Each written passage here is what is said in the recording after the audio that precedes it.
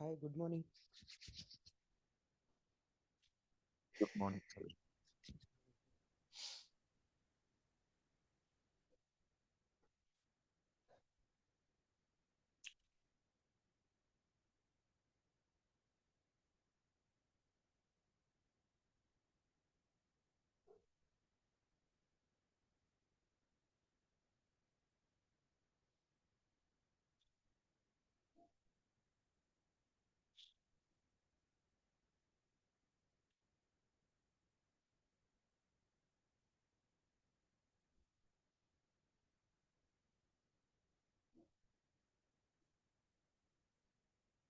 आज कम दिख रहे लोग।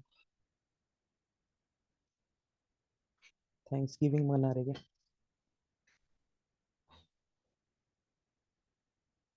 ठीक है, चलो पहले 7:50 चालू करते। तो मैंने वो एग्जांपल ढूंढ के लाया हूँ, जेसॉन वाला, एक्सएमएल वाला। वो वाला देखते हैं अपन। ठीक है, देखो मेरा ये एक एक्सएमएल फाइल है। ये ऐसी रहती है, देखो। इसके अंदर में है बुक्स, बुक आईडी है, इसका ऑथर क्या है, इसका टाइटल क्या है, genre, price, publish date, description है। पर ये देखो, ये कैसा है, एक सिस्टम जनरेटेड डेटा टाइप का है। ठीक है, सिस्टम जनरेटेड मतलब कि जैसे यहाँ ये किसी ऐप में बोलो या किसी एक आधे डिवाइस में ये जनरेट हुआ है, जिस वजह से ये जो है एक इस फॉर्मेट में यहाँ पे वो सेव हुआ है, ऐसा।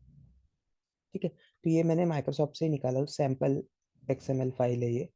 आप इसको क्या कर सकते हैं, अगर ऐसा डेटा आपको मिलता है, जैसे ये मैंने कॉपी किया, कॉपी करके ये मैंने डायरेक्ट हमारे एंटर डेटा वाले इसमें पेस्ट किया। यहाँ पे एक सेकंड। और ये देखो यहाँ पे ये मैंने पूरा इसके अंदर में अरे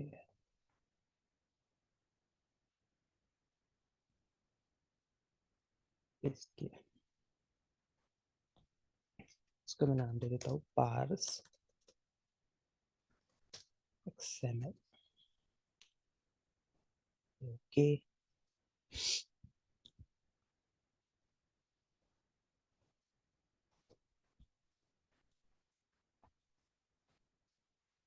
ठीक है, देखो ये ऐसा कुछ डेटा है इसके अंदर में अपन ने जो डाले थे एक ही कॉलम के अंदर में। तो अपन क्या करेंगे, इसको जो हमारा ट्रांसफॉर्म के अंदर में पार्स करके ऑप्शन था, देखो, एक एक्सएमएल फाइल को कर सकते हैं और एक जेसॉन फॉर्मेट को। तो अगर हम जस्ट एक्सएमएल पे क्लिक कर देंगे तो वो क्या कर देगा, देखो एक टेबल जनरेट उसने कर दिया। आप इस पे क्लिक करो। ठीक है, देखो इसने एक बुक हेडिंग लिया और एक फिर से टेबल जनरेट किया, इसको ओपन करते जाओ। देखो उसने यहाँ पे वैसा जनरेट कर दिया अपने आप। ऑथर के अंदर में ऑथर, टाइटल के अंदर टाइटल, जेनर, प्राइस उसकी, पब्लिश डेट, डिस्क्रिप्शन, एट्रीब्यूट, ये सारी चीजें उसने क्या कर दिया, जनरेट कर दिया। देखो ये फॉर्म से हमने क्या जनरेट किया, एक टेबल जनरेट किया। ठीक है, देखो book ID, author, title, genre, price, ये सारी चीजें उसने क्या किया, जनरेट किया है। ठीक है, अब ये क्या है, हमारी एक एक्सएमएल फाइल है। हमारे पास एक जेसॉन फॉर्मेट वाली फाइल भी है। ठीक है, जेसॉन फॉर्मेट दिखाता हूँ कैसा होता है। ये एक्सएमएल फॉर्मेट है। अब ये अलग अलग लैंग्वेज का अलग अलग लिखने का तरीका है। ठीक है, एक्सएमएल में ये ब्रैकेट और ये ऐसा greater than equal to sign slash वगैरह देते। जेसॉन फॉर्मेट थोड़ा सा जावास्क्रिप्टेड रहता है। वो कैसा रहता है, मैंने एक फाइल डाउनलोड की है, ये वाली सैम्पल 2.json। इसको मैंने विजुअल स्टूडियो कोड में ओपन किया है। देखो ये ऐसा दिखता है। ये प्रॉपरली जेसॉन फॉर्मेट के अंदर में ये है शॉपिंग लिस्ट। फिर इसके अंदर ग्रोसरीज है, ग्रोसरीज के अंदर आइटम्स है, कुछ उसकी क्वांटिटी है, इसके यूनिट है। ठीक है, फिर पर्सनल केयर करके एक है, इसका हाउस होल्ड है।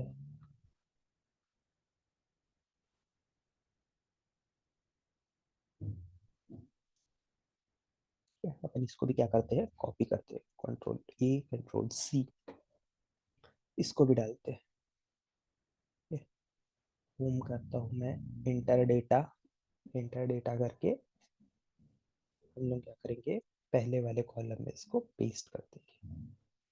ठीक है, पेस्ट कर दिया मैंने सारे डेटा।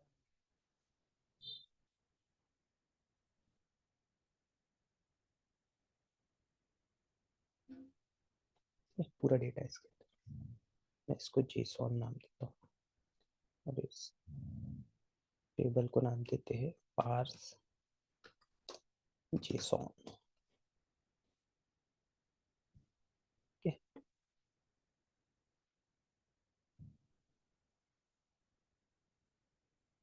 जेसॉन का कुछ तो भी नाम होता है, जेसॉन स्क्रिप्ट ऐसा कुछ तो भी नाम होता है जेसॉन का। ठीक है, ये आ गया हमारा डेटा पूरा इसके अंदर में। देखो अब इसको हम लोग वही करेंगे, पार्स करेंगे ट्रांसफॉर्म के अंदर जेसॉन। इस बार क्या है तो जेसॉन। ठीक है, देखो ये रिकॉर्ड्स आ गए। अभी आके इसको ओपन करो या फिर इसको एक्सपांड करो। ठीक है, इसको एक्सपांड किया,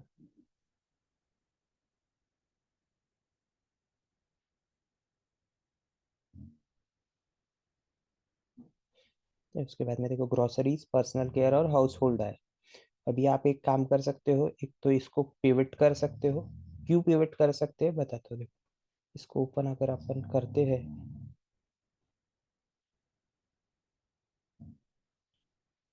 तो इसके अंदर में ये आइटम, क्वांटिटी और यूनिट, ये अलग आइटम आए।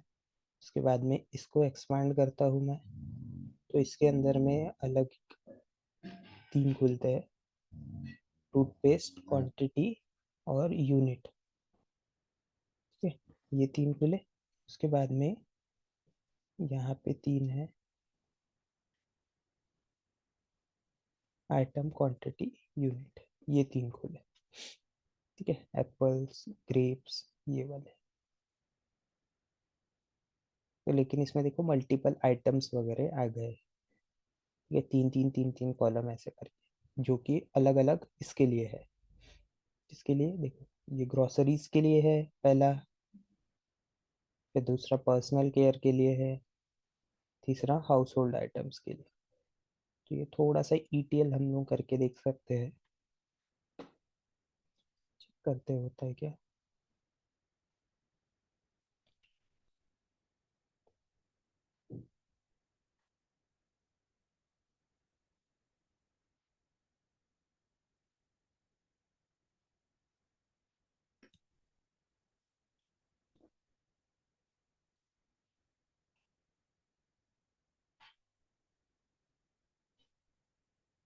ओके, मैंने क्या किया, ट्रांसपोज कर दिया, मतलब कि वो जो दो कॉलम थे वो इसके नीचे ला दिया।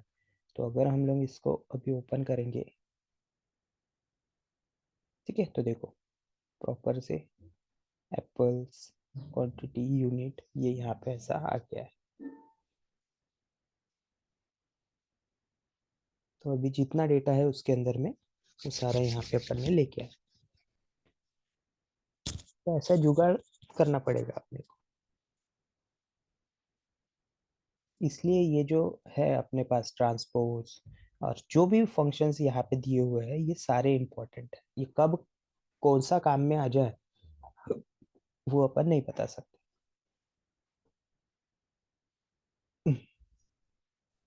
Sir hello. हाँ बोलो बोलो। हाँ सर, मतलब बेसिकली ये पार्स मतलब कोड फॉर्मेट को टेबल फॉर्मेट में लाने का हाँ तरीका हाँ है क्या?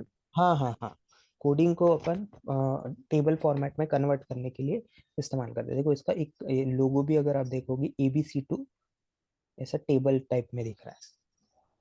सर पर ऐसा होता है क्या एक्चुअली कि कोड फॉर्मेट को हमें टेबल फॉर्मेट में लाना पड़ता है? नहीं, लाना नहीं पड़ता आप लोगों को, क्योंकि ये एक ऐसा बैकएंड में ही करना पड़ता है। ये आपको जहाँ पे आपका डेटा सोर्स रहेगा ना, वहाँ पे वो लोग ही करते हैं, अपन को करने की जरूरत नहीं रहती है ये। लेकिन अगर कभी कभार दिया किसी ने जेसॉन फॉर्मेट में डेटा आपको, तो आप ऐसे कर सकते जी सर। हो। जेसॉन फाइल्स देते हैं कभी कभी कि है हमारे पास, आप यूज़ करके देखो आपसे एक्सट्रैक्ट होती है क्या करके, ऐसा देते हो लोग। तो अगर हो गई अपने से तो ठीक ही है, नहीं हुआ तो भी कोई प्रॉब्लम नहीं है, वो लोगों को बोल दो आप नहीं नहीं हो रही है करके, हमको ये टेबल में डाल के दो, इसका टेबल बना के दो करके, तो वो दे देंगे, ऐसा कुछ नहीं।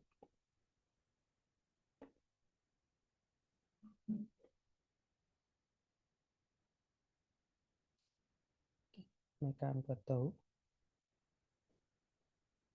लोग को ये साइट देता हूँ।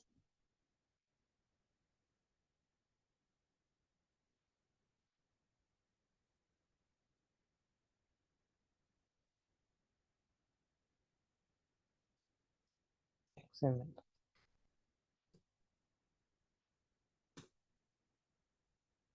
और एक JSON।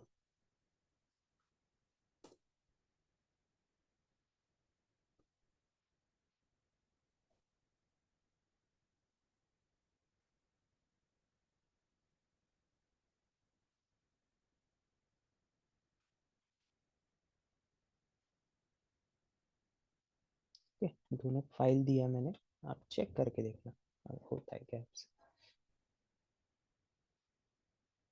ठीक है, उसके बाद में अपना एक यहाँ पे क्लीन बचा था, क्लीन और ट्रिम एक बार फिर से देखते हैं अपन। मैंने थोड़ा सा एग्जांपल लिया था, देखो ये यहाँ पे, ये देखो ऐसा कुछ अगर आपके डेटा में है,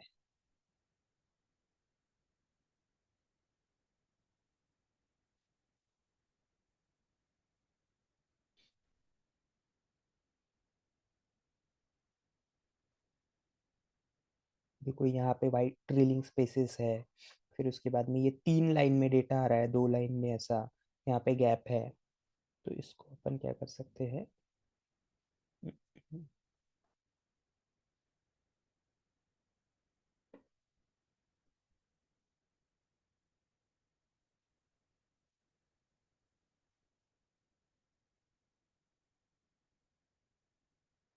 तो ये पहली रो हेडर में चले गए।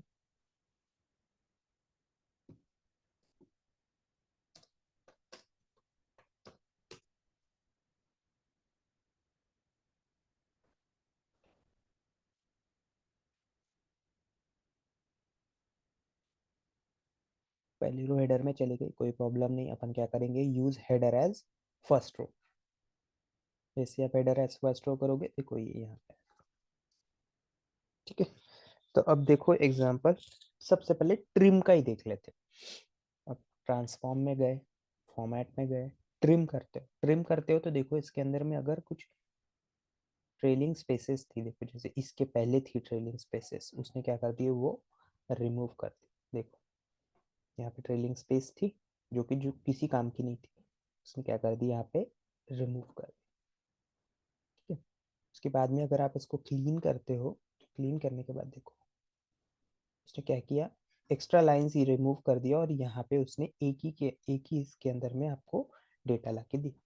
ठीक है, मैंने पहले भी बताया कि वो 2 वर्ड्स के बीच की गैप कम नहीं करेगा, क्योंकि वो क्या हो सकती है, वो जेन्युइनली दी गई रहती है। ठीक है,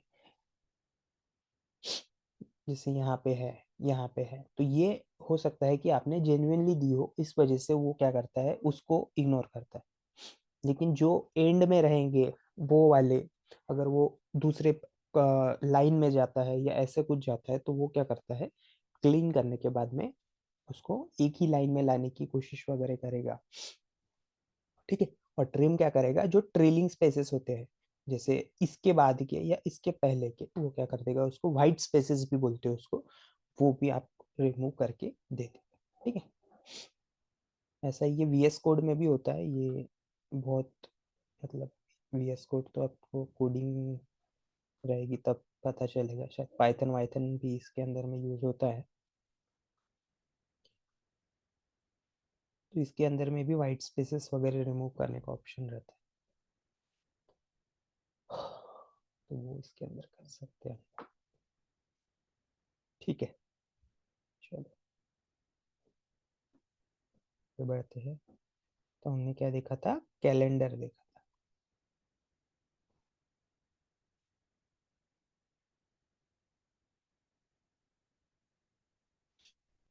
जब तक हमने वीक ऑफ ईयर और वीक ऑफ मंथ वाला देखे थे, वो कुछ अगस्त वाले महीने में 6 वीक्स आ रहे थे, तो उसका लॉजिक पता चला था ना उस दिन अपने को, पता तो 6 क्यों आ रहे थे तो। सर एक और बार बता सकते हैं आप वो लॉजिक? हम्म। और एक बार बता सकते हैं क्या वो लॉजिक? वो लॉजिक तो यार मेरे को भी नहीं समझा था क्या था, तो अगस्त के अंदर में कुछ 6 आ रहे थे, उस वजह से किसी ने बताया था, यहाँ पे शुभम ने बताया था कि गोकुल ने बताया था, सैटरडे पे आ रहा है पहला दिन करके।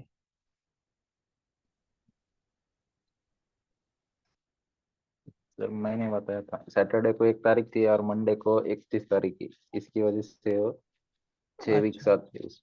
हाँ, एक वीक ज्यादा ले रहा था और एक कम ले रहा हम्म। था, गोकुल ने बताया।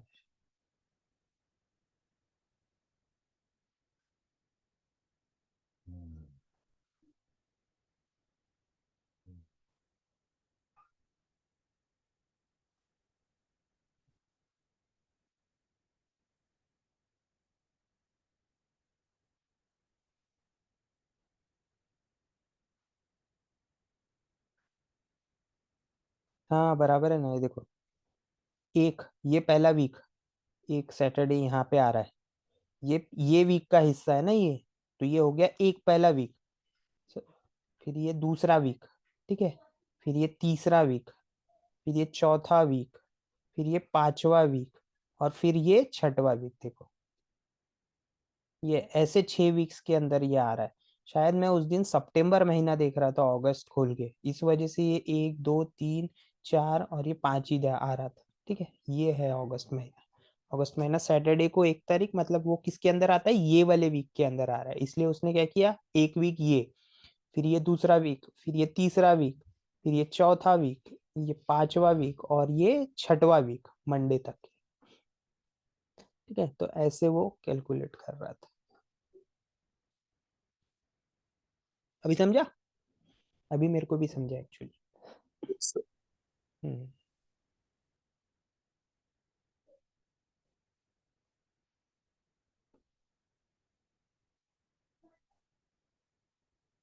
हम्म।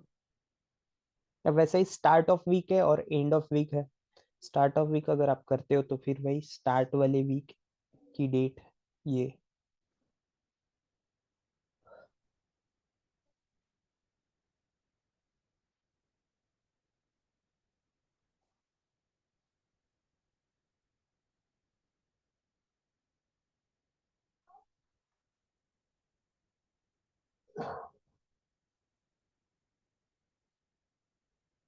ज्यादा हो गया क्या पानी?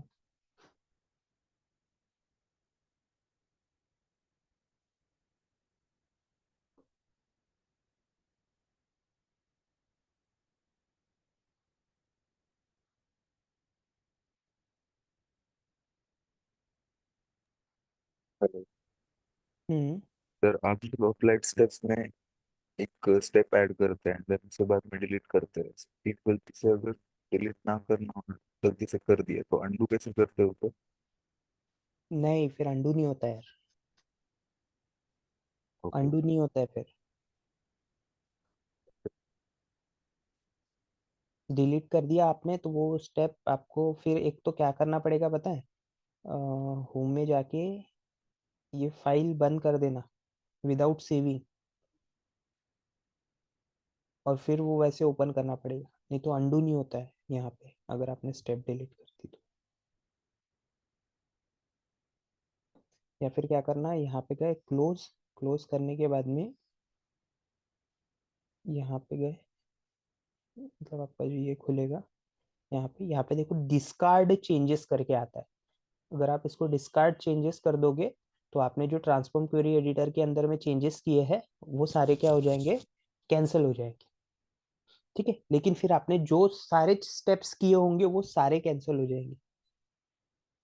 ठीक है, तो ये स्टेप्स जो है ये हमेशा थोड़ा सा देख के डिलीट करना या ऐड करना। डिलीट तो चलो आप कर सकते हो, लेकिन डिलीट करने के बाद अंडू करने के लिए फिर वो डिस्कार्ड चेंजेस बाहर जाके करना पड़ते हैं, यहाँ पे नहीं होते। ओके।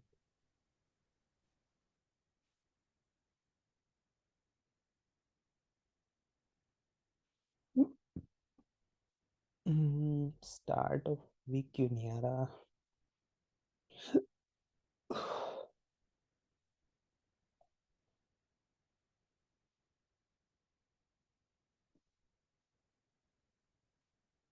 अच्छा, सॉरी सॉरी सॉरी। मैं ट्रांसफॉर्म से कर रहा हूँ ना, तो वो उसी के अंदर आ रहा है। वही तो बोल, मैं एक्स्ट्रा कॉलम क्यों नहीं जनरेट हो रहा। हम्म, ठीक है, अब आ गया देखो। तो जो ये वीक जिस दिन से स्टार्ट हो रहा है उसका, वो वहां पे लेके आता है। जैसे अभी ये 1/1/15 है, तो 1/1/15 किस वीक में चालू हो रहा है?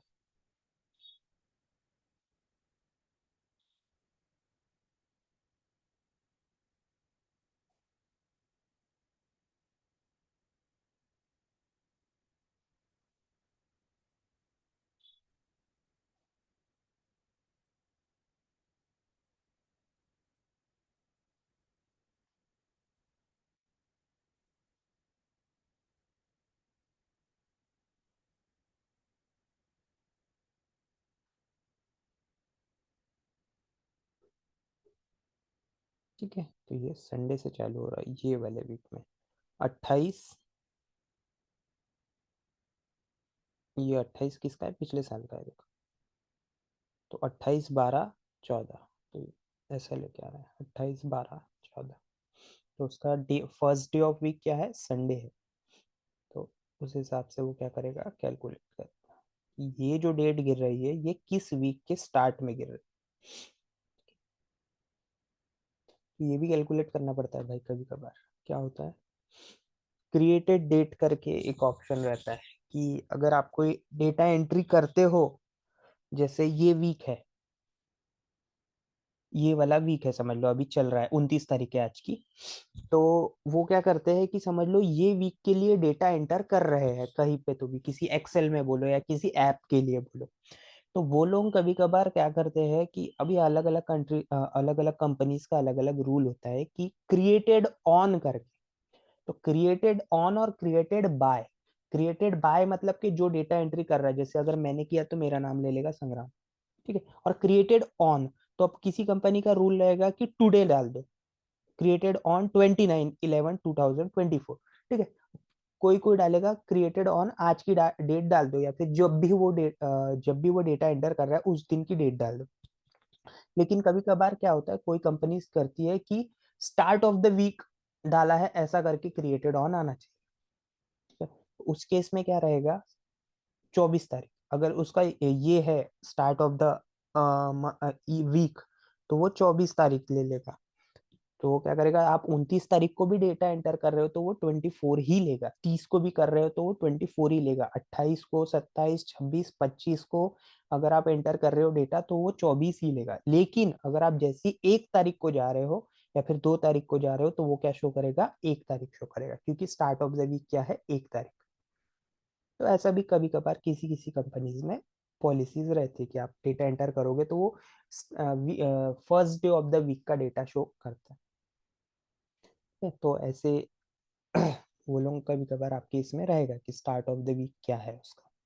तो उस वजह से ये सारी चीजें अपने को निकालनी पड़ेगी। या फिर वो ऐसा भी कर सकता है कि सेल्स, भाई सेल्स शो करना है तो सेल्स पूरे हफ्ते का मत दिखा, एक एक दिन करके तू मेरे को स्टार्टिंग का एक दिन दिखा दे कि उस दिन सेल क्या है। या फिर आप सीधा बोल दो कि मेरे को लास्ट का एंड ऑफ द वीक वाला वाले दिन पे बता दे कि कितना सेल हुआ है। मेरे को हफ्ते भर में हर दिन कितना सेल हो रहा है उसकी कोई लेना देना नहीं है, मेरे को तू एंड ऑफ द वीक में जो सेल हो वही दिखा दे। तो हम लोग यहाँ से वो एक्सट्रैक्ट करके शो कर सकते, ठीक है। वैसे यहाँ पे हमारे पास डे के भी ऑप्शन है, जो कि ये डे कौन सा है, तो ये 1 2 3 ये निकालेगा, एक्सट्रैक्ट करेगा। फिर डे ऑफ वीक, अब 7 दिन होते हैं तो वो कौन सा दिन है वो सात इसमें का, जैसे संडे को चालू हो रहा है तो ये 1 तारीख अगर मंडे को या ट्यूसडे को आ रही है तो ट्यूसडे को आ रही है तो वो उसको 2 दिखाएगा, मंडे को आ रही है तो 1 दिखाएगा, ठीक है। फिर डे ऑफ ईयर, अब डे ऑफ ईयर में कितने दिन होते हैं? 365 दिन होते हैं। तो अब 365 दिन, जैसे अगर अब ये पहला दिन है तो इसको 1 ही लेके आएगा वो, ठीक है। फिर ये अब आगे आगे जाते जाते 30वां, 31वां, 60वां, 80, 90 ऐसे ऐसे क्या करते जाएगा, स्टार्ट करते जाएगा। अभी स्टार्ट ऑफ द डे है, create a new column containing the start of the day corresponding to each date slash time. Start of the, अच्छा ठीक है, स्टार्ट ऑफ द डे क्या करता है देखो, सॉरी, देखो अभी यहाँ पे डेट्स के हिसाब से डेटा है, ग्रैनुलरिटी क्या है यहाँ डेटा की, डे वाइज, 1 तारीख, 2 तारीख, 3 तारीख, 4 तारीख, ऐसा क्या है ग्रैनुलरिटी है डेटा की, 1, 2, 3, 4 मतलब डे वाइज डेटा। लेकिन हो सकता है कि ग्रैनुलरिटी क्या हो, टाइम वाइज हो, अवरली भी हो सकती है। तो 1 तारीख के रात के 1 बजे, 1 तारीख के रात के 2 बजे, रात के 3 बजे, 4 बजे, ऐसा क्या हो सकता है, ये ग्रैनुलरिटी भी हो सकती है अवरली डेटा की। तो तब अगर हम लोग स्टार्ट ऑफ द डे करेंगे तो सबसे पहला वाला जो रहेगा, जैसे 1/1/2015 का रात का 12 बजे का या 1 बजे का, तो वो यहाँ पे वो लेके आएगा। ठीक है, यहाँ पे किसके अंदर में, स्टार्ट ऑफ द डे। वही अगर आप एंड ऑफ द डे करोगे तो देखो इसने यहाँ पे create a new column containing the end of the day corresponding to each date slash time value बोला है। ठीक है, तो डेट और टाइम जो रहेगा उस हिसाब से वो एंड ऑफ द डे को लेके आएगा। ठीक है, उसमें उस दिन की लास्ट वाली जो भी टाइम रहेगी उसको जो मिलेंगे उस हिसाब से वो क्या करेगा, लेके आएगा। तो ग्रैनुलैरिटी ऑफ डेटा ऐसा रहता है। ठीक है, तो ग्रैनुलैरिटी का टॉपिक निकला ये तो और बता देता हूँ। देखो, एक जनरल क्वेश्चन आता है हर इंटरव्यू के अंदर में कि आपके जो डेटा, आपने जो डेटा कनेक्ट किया था उसके अंदर में डेटा कितना था। ठीक है, तो वो क्या पूछता है कि रोज के हिसाब से कितने थे, जैसे यहाँ पे इस टेबल के अंदर में 912 रोज है, तो आपके डेटा के अंदर में कितने रोज थे। अब इसका एक आंसर नहीं है, इसका आंसर हो सकता है मेरे डेटा के अंदर में 600 रोज थे। तो वो बोलेगा यार सिर्फ 600 रोज कैसे थे। अ, एक ये आंसर हो गया। उसके बाद में आप बोल सकते हो कि मेरे इसके अंदर में 60 लाख रोज थे। तो अब एक एक इसमें आप 600 भी बराबर है और एक इसमें 6 लाख या 60 लाख भी बराबर है। अब कैसे, देखो, अगर आपके इसमें 60 लाख रोज है तो मतलब आपका जो डेटा का ग्रैनुलरिटी है वो एकदम छोटी है। एक दिन के अंदर में अवरली डेटा भी आपके पास में है। ठीक है, अवरली बोलो या मिनट के हिसाब से भी आपके पास डेटा है और वो पूरा उस छोटी ग्रैनुलरिटी पे डिपेंड है। जैसे 1/1/2015 के 12 बज के 1 मिनट पे, 2 मिनट पे, 3 मिनट पे, फिर 1 बज के 10 मिनट पे, ऐसे ग्रैनुलरिटी का मतलब आपके रिकॉर्ड्स जो है वो एक ही दिन के लिए समझ लो 100-150 रिकॉर्ड्स है आपके पास। ठीक है, तो वैसे अगर आपके पास 3-4 साल का डेटा है तो वो बहुत बिल्डअप हो के वो बहुत 6-7 लाख रो या फिर 8-10 लाख रो या कभी कभार 40-40 लाख रो तक के भी जाता है।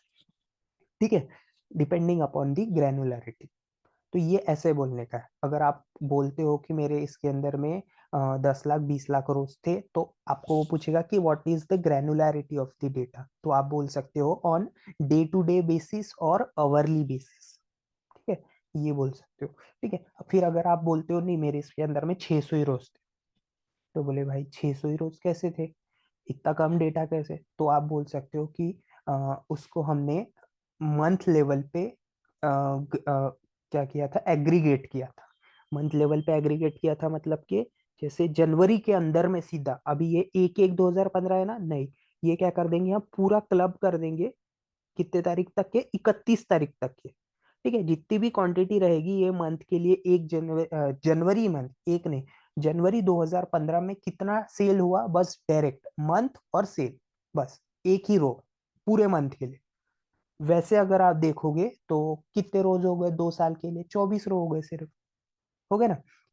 तो वैसे हम लोग क्या बोल सकते हैं, डे लेवल पे एग्रीगेट किया था डेटा, तो फिर एक दिन के लिए एक ही रो हो गई, तो एक साल के अंदर कितने रो हो गए, सिर्फ 365 रो। ठीक है, तो 2 साल के लिए कितने रो हो गए, लगभग कुछ 700 750 रो हो गए। ठीक है, तो ये है ग्रैनुलरिटी, डिपेंड करता है कि आपकी ग्रैनुलरिटी क्या है डेटा की। ठीक है, और एक ही प्रोडक्ट होगा, उसका 1 साल का डेटा 365 रो होगा, 2 साल का डेटा लगभग 700 750 रो। तो ये समझना बहुत जरूरी है। इसके अंदर किसी को कुछ पूछना है, ग्रेनुलरिटी, डेटा टाइप?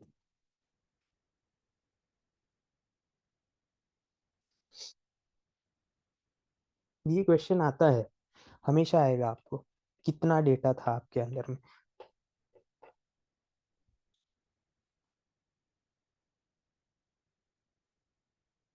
पूछना है किसी को कुछ? सर इन शॉर्ट वर्ड्स मतलब ग्रैन्युलरिटी मतलब ये डेटा कितना ब्रेक डाउन हुआ है वही होता है हाँ ना? हाँ हाँ हाँ, ब्रेकडाउन, ब्रेकडाउन कितने में हुआ है। Yes.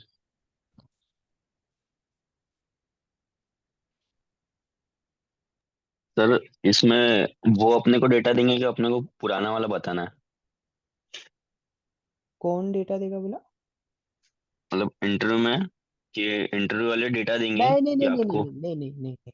वो आपको प्रोजेक्ट पूछेंगे ना, आप 2 साल 2.5 साल का अगर एक्सपीरियंस दिखाओगे उसको, हाँ। तो वो आपको पूछेगा कि आपके प्रोजेक्ट में कितना डेटा है, आपने जिस प्रोजेक्ट पे काम किया है, जिस पे आपने रिपोर्ट बनाई है पावर बीआई की, उस रिपोर्ट के अंदर जो डेटा सोर्स था उसमें कितने रोज थे, वो आपको थोड़ी डेटा देगा। उसके अंदर में कितने रोज थे वो आपको बताएगा। मतलब आपके प्रोजेक्ट के अंदर आपने जिस पे काम किया उसमें बताने का आपको। yes।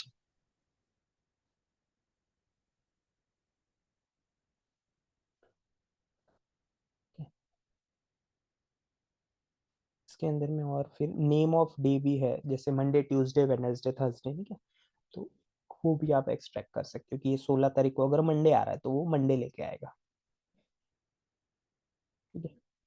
उसके बाद में इसके अंदर में हेलो। सब्सट्रैक्ट। हाँ ना सर, ये स्टार्ट ऑफ डे और एंड ऑफ डे टाइम के हिसाब से आएगा ना?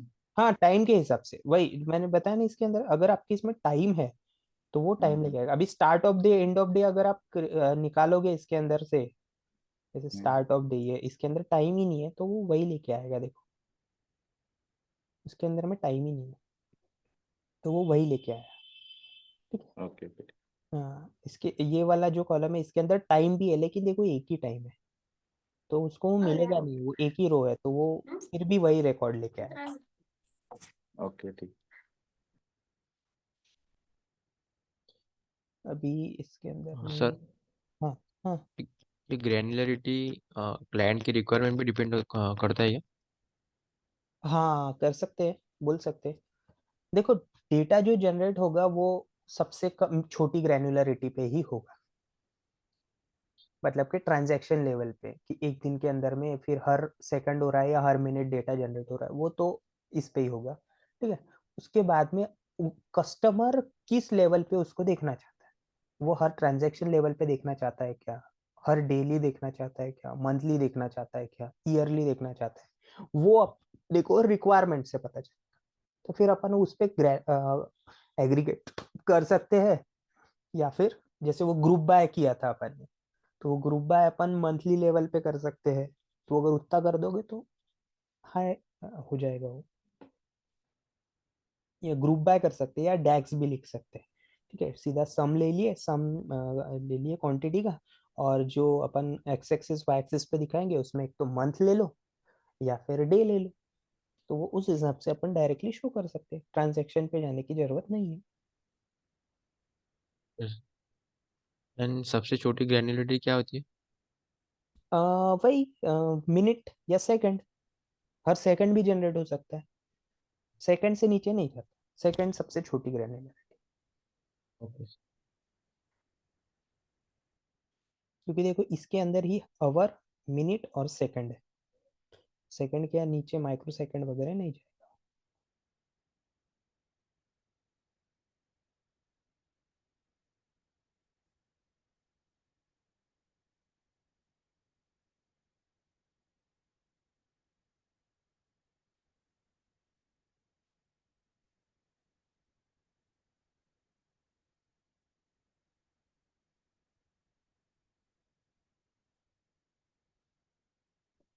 ठीक है, इसके अंदर में देखो एक सब्सट्रैक्ट डेट करके भी है।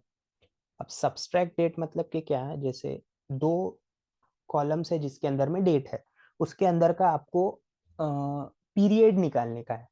ठीक है, जैसे स्टार्ट ऑफ ईयर है और एंड ऑफ ईयर है, 1/1/2015, सॉरी, और 1/1/2016। तो अब इसके बीच में कितना डिफरेंस है, 365 दिन का लगभग। ठीक है, तो मैं क्या करता हूँ, देखो अभी एक सिंगल कॉलम सिलेक्टेड है तो ये नहीं चालू होगा। जब आप इसको पकड़ के दो सिलेक्ट करोगे तब ये एक्टिवेट हो जाएगा। देखो सब्सट्रैक्ट डेट्स, वो क्या करेगा, create a new column that contains number of days between value in first and second selected column. ठीक है, तो ये यहाँ से लेके यहाँ तक कि कितने दिन है सब्सट्रैक्ट डेज अगर मैं करता हूँ, देखो देखो 364 दिन इसके अंदर में लेके आया। ये डेज अपने को कैलकुलेट करने का है, वो दो कॉलम के बीच में डेट्स के बीच में कितना फर्क है, तो वो अपने को सब्सट्रैक्ट डेट्स के अंदर से मिल जाता है।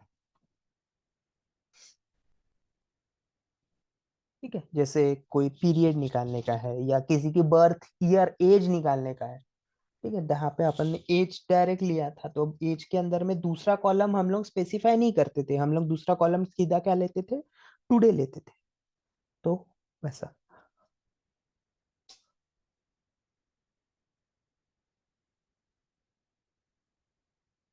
अब ये मंथ के अंदर भी कर सकते हैं अपन, जैसे स्टार्ट ऑफ मंथ और एंड ऑफ मंथ है, तो उसके बीच के डेज कितने आएंगे, फिर 30-31 दिन आएंगे। उसके बाद यहाँ पे हमारे पास कंबाइंड डेट एंड टाइम का ऑप्शन है। तो अब कंबाइंड डेट एंड टाइम मतलब कि क्या है, जैसे समझ लो एक डेट अलग है और एक यहाँ पे टाइम अलग दिया हुआ है। एक कॉलम के अंदर में डेट थी और एक के अंदर में क्या है, हमारा टाइम रहता है समझ लो। तो हम लोग डेट में जाके क्या कर सकते हैं, अभी यहाँ पे टाइम वाला कॉलम नहीं है करके वो शो नहीं कर रहा है, नहीं तो हम लोग क्या कर सकते हैं, सीधा कंबाइन कर सकते हैं डेट एंड टाइम को। ये तो ऐसी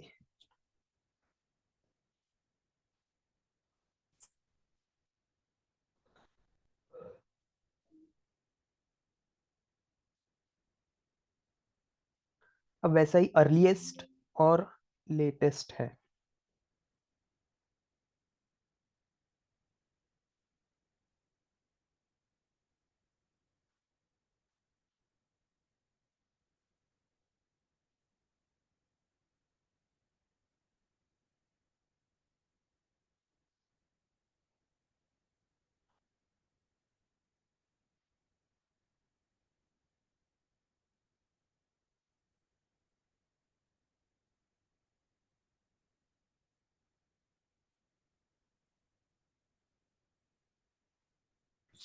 Create a new column containing latest date value in the currently selected columns.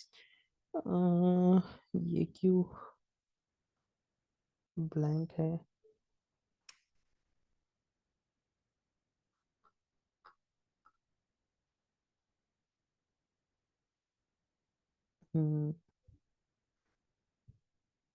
ये चेक करना पड़ा आप लोग आज। ये अर्लीस्ट और ये लेटेस्ट क्या होता है, ये चेक करना डेट के अंदर में। जैसे मुझे तो पता है ये अर्लीस्ट और लेटेस्ट क्या है। जैसे लेटेस्ट रिकॉर्ड जो रहता है इसके अंदर में डेटा के अंदर सबसे हाईएस्ट वाला, मतलब कि अभी 1/1/2015 है, तो अपने पास सबसे लेटेस्ट रिकॉर्ड कौन सा है, 30 जून 2016 करके 17 करके। पर ये शो क्यों नहीं हो रहा है,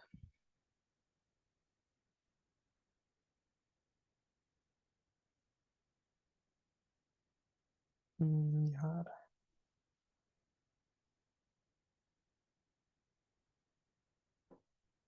देखो लेटेस्ट कौन सा है, 30 जून 2017। कॉलम नेम में दिखाई नहीं देता सर, वो ट्रांसफर में आता है वो। ट्रांसफॉर्म में आता है कि सिर्फ डायरेक्ट ऑप्शन, कॉलम में नहीं दिखता। सर असेंडिंग डिसेंडिंग करके भी वो अभी भी ले सकता है ना? हाँ हाँ हाँ वो तो ले सकता है, ऐसे कुछ नहीं है, वो तो अपन चेक कर सकते हैं। लेकिन यहाँ पे भी है ना अर्लीस्ट और लेटेस्ट, कुछ तो भी है, आता है ये नहीं ऐसा दिया है ना ऑप्शन यहाँ पे। सर उसमें सिर्फ वो अर्लीस्ट मतलब कौन सा जो डेटा है उसमें पहले वाली डेट कौन सी है, और वो दिखाता है फिर ना पहले। हम्म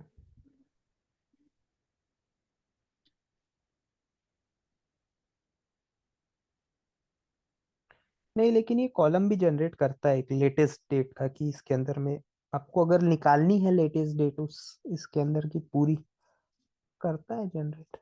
पता नहीं आप क्यों नहीं कर रहा है, देखना पड़ेगा, हो जाएगा। ठीक है।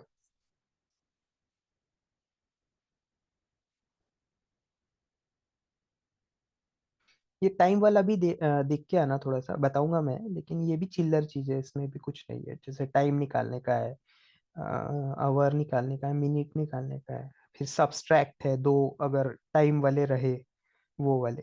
पढ़ के आना, अपन भी देखेंगे, कोई टेंशन नहीं। फिर अपन मेन देखेंगे इसके बाद में, ये column from example, conditional column, ये कस्टम कॉलम, इनवोक कॉलम, ये इतना कुछ काम का नहीं है, ये भी देखेंगे। लेकिन ये जो है कॉलम फ्रॉम एग्जाम्पल और कंडीशनल कॉलम, ये भाई बहुत ज्यादा काम के आएंगे। चलो मिलते हैं, बैटरी कम हो गई। Bye sir. बाय।